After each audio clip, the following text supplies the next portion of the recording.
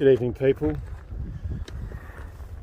Tent, camp, and complete exhaustion. My last couple of days have been full on, absolutely full on. So I'll give you a little bit of an update of the last couple of days. I think it's day 5 or something that we've been here. So I want to speak to you about the last couple of days and in this remarkable landscape. I want to give you some, if I could just show you. In fact, I'm going to cut away right here. Check out this landscape. Look at where I'm camping. It's lit. This is what I'm showing you right now is the literal view that I'm staring at. So this is where I am. In this video, the topic that I wanted to speak about is finding Yoda. And the context of finding Yoda is the apprentice's eternal search for a guru or mentor, someone like Yoda, to guide us through life's challenges. So I want to speak about that in a little bit, but first and foremost, I want to give some context for the last couple of days.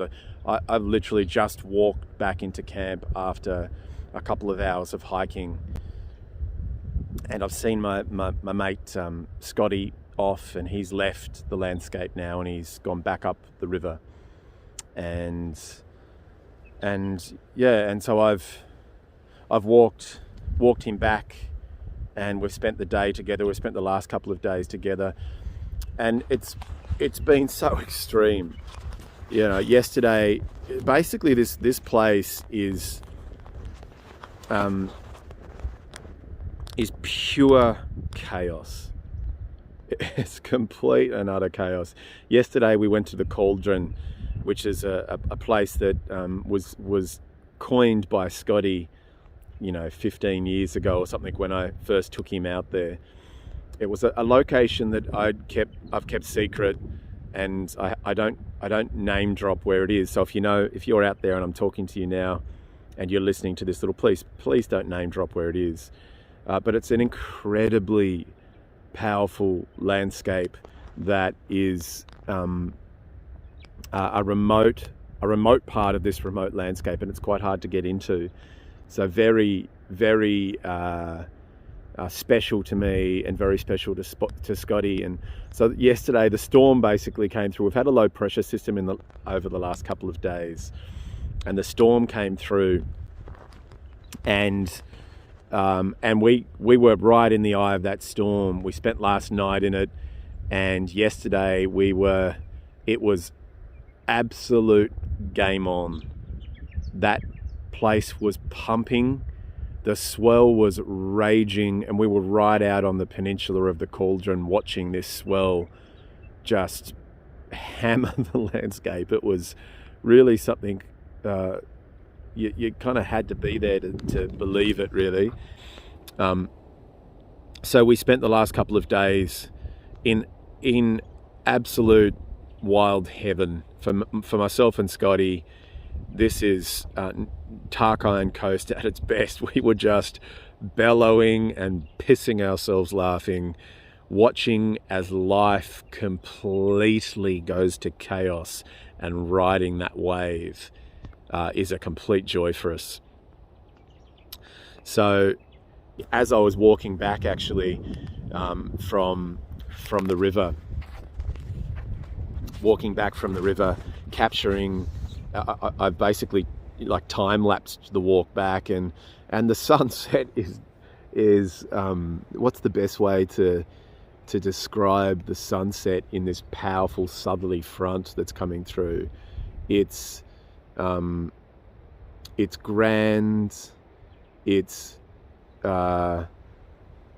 spectacular, but more than anything, I think the right word is, I'm stumbling for the right word, disarmingly beautiful heavenly is one kind of word, but far more rage embedded in the light than it being a heavenly thing. It's wild, it's insane, it's grandiose.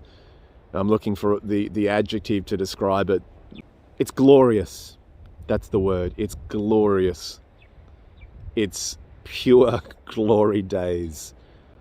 And so that last walk has brought me back into camp, and here I am. So I think one of the dilemmas that we face in this modern world is the absence of a mentor. And I know that the escalation and the growth of the men's movement in so many ways is a response to that from an evolutionary point of view, and I'll speak for men here, but I want to make it applicable across the full spectrum. But my particular thing is hanging out with men, so that's why I speak about men. But I feel that a lot of these things are universal. So from an evolutionary point of view, the tribal structure in its semi-nomadic form was one where, for example, on this coastline, bands of between 30 to 50 people and multiple bands making up a broader tribe.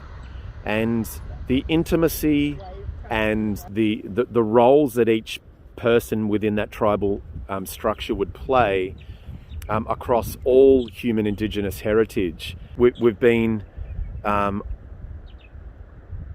lucky enough in an evolutionary sense to exist inside a small, a tight and intimate tribal structure where the role of the elder, I might just sneak out of the wind here, where elders played a vital role in, if I sit in here, I think we're better off. Bang. Elders played a vital role in guidance, in the guidance of the younger generation, children through rites of passage into adulthood. And so I remember when I was a kid, and I'm sure you do as well, watching the Star Wars series and just looking at Luke Skywalker and his apprenticeship to Yoda and feeling so envious that he had this incredible Zen little guide that could support him and mentor him through stages of his development as a Jedi. And we're almost en masse, we're almost completely, our culture is almost completely gone the opposite way. So I really feel like, in my own personal experience, the absence of guidance and mentorship in my life led me to a state of arrested development, is the only way I can really say that. A state of arrested development where the necessary stages of growing up weren't matched with the stages of waking up. So I started doing Vipassana, which is, like, for those who aren't familiar, like a 10-day silent retreat when I was 20 years old. And sat that quite intensively, sat multiple courses for about 3 years. So that's like the waking up of presence, the waking up of consciousness. But that waking up, Ken Wilber talks about this, the godfather of integral theory, talks about the necessity of balancing the waking up, the consciousness work, the light shining on myself, with growing up so that my emotional maturity can meet the bar that I'm setting with the work of my consciousness. And that's a really tricky thing to do. It's a really, really tricky thing to do. If I only had a Yoda in my life. And I think about that incredible book by Dan Millman, the Peaceful Warrior. If I'd only had, I can't remember the dude's name, the service station Zen master in my life. The difference that would make. And even now, I yearn for an elder Not just an elder. I've got elders in my life that I love and I cherish and that are so important to me. But an elder that has done the work that I yearn for, that has achieved a state of embodied resilience and embodied transformation that absolutely rocks me.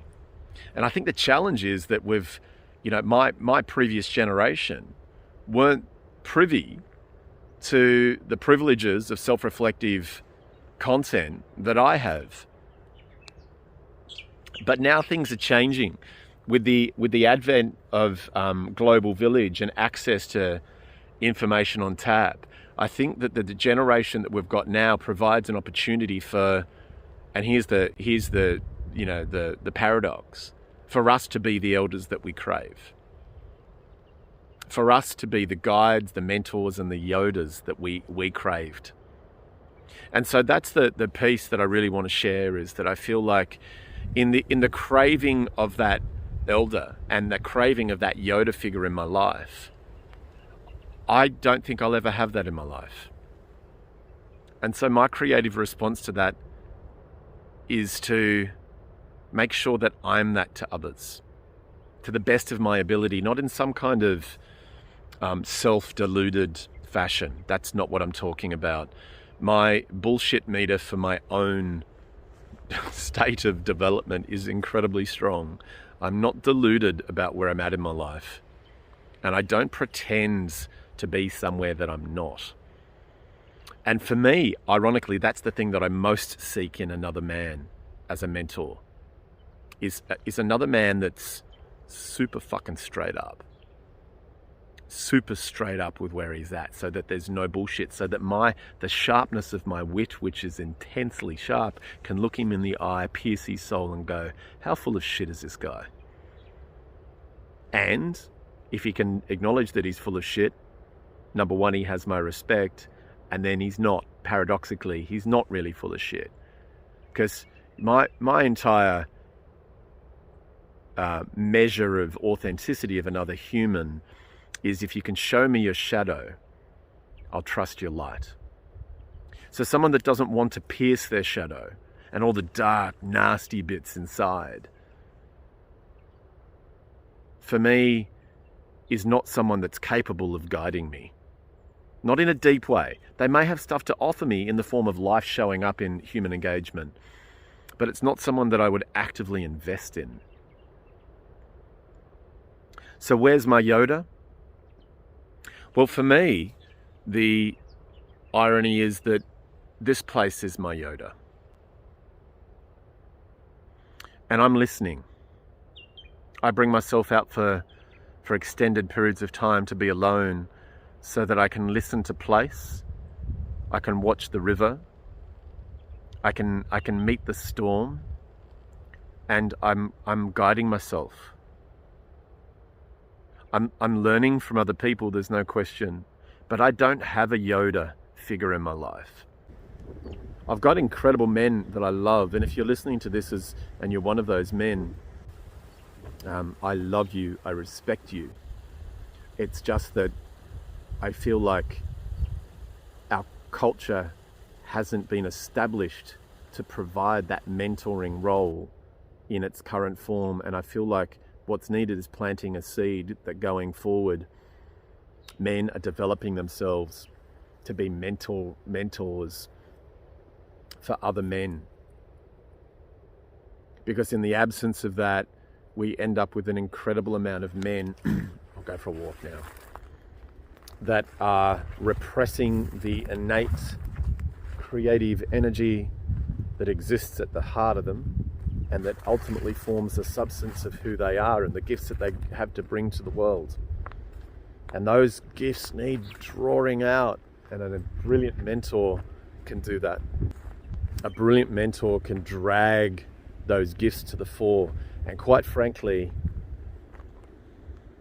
this, the light's dumbing down, is the most brilliant mentor imaginable. This. So I feel like, listen to that bird song. I feel like, personally, that unless a reflective practice, I've got 2 tents out here, a less reflective practice in men's work, for me personally, involves going into the wilds, quite honestly, I'm not interested. I support it, absolutely, but personally I'm not interested. Because unless a man can demonstrate to me that he has the absolute ability to be by himself, to reflect deeply in isolation,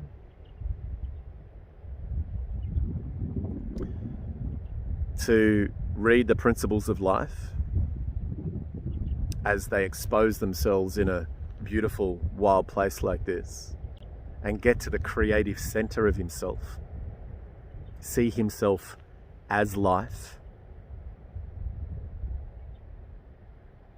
as the emergent pulse of evolution in the universe, then I'll love him and I'll support him to do what he wants to do, but he's not guiding me. I want men of depth. I want men of integrity, of honesty.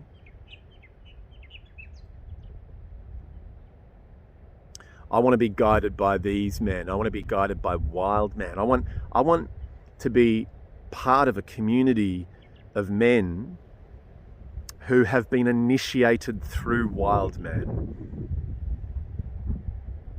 Which is not to say that archetypal wild man can't come online through a rock and roll star that can't be expressed. But I'm open to this changing. I'm open to my perception evolving on this. I'm not stuck.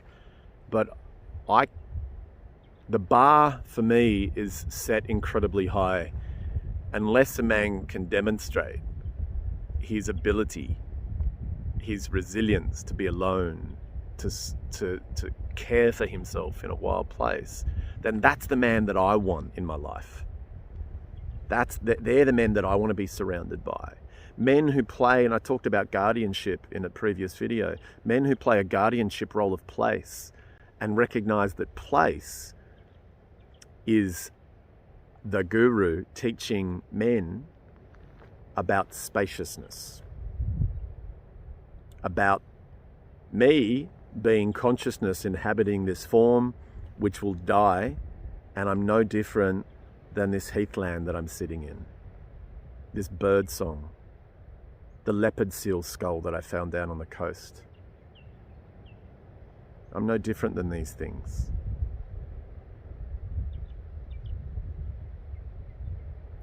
In terms of the future of the world, I really feel like what we need, if we're going to maintain some sort of semblance of relationship to the natural principles that govern life, we need to recognize that we are life.